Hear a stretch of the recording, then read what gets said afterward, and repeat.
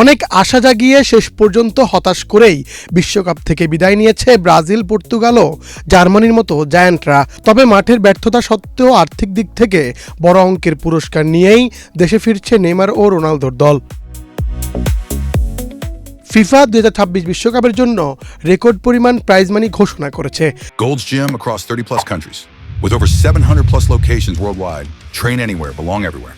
সেই হিসাব অনুযায়ী রাউন্ড অফ 16-এ বিদায় নেওয়া প্রতিটি দল পাবে 15 মিলিয়ন মার্কিন ডলার, বাংলাদেশি মুদ্রায় যার পরিমাণ প্রায় 183 কোটি টাকা। ফিফার আনুষ্ঠানিক প্রাইজ মানি তালিকায় এই অঙ্ক নিশ্চিত করা হয়েছে।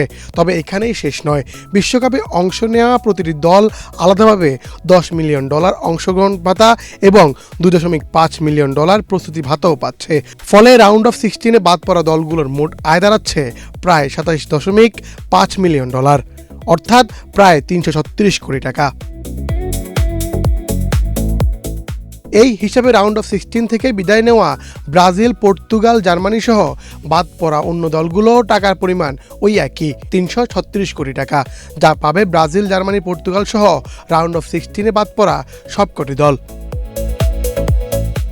নকআউট পর্বে ব্রাজিল হেরেছে নরওয়ের কাছে, পর্তুগাল বিদায় নিয়েছে স্পেনের বিপক্ষে, আর জার্মানি টাইব্রেকারে থেমেছে প্যারাগুয়ের কাছে। মাঠে স্বপ্নভঙ্গ হলেও ফিফার প্রাইজ মানির কারণে তিন দলই ফিরছে শত শত কোটি টাকার আর্থিক পুরস্কার নিয়ে। বিশ্বকাপের বর্তমান প্রাইজ মানি কাঠামো অনুযায়ী গ্রুপ পর্ব থেকে শুরু করে চ্যাম্পিয়ন হওয়া পর্যন্ত প্রতিটি ধাপে আলাদা অর্থ বরাদ্দ রেখেছে ফিফা।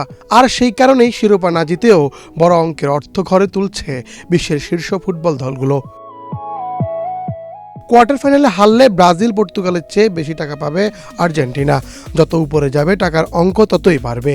ফিফা 2026 বিশ্বকাপের জন্য রেকর্ড পরিমাণ প্রাইজ মানি ঘোষণা করেছে, যেখানে লাভবান হচ্ছে দলগুলো। মুন্না চন্দ্র দাস, বাংলাদেশ প্রতিদিন।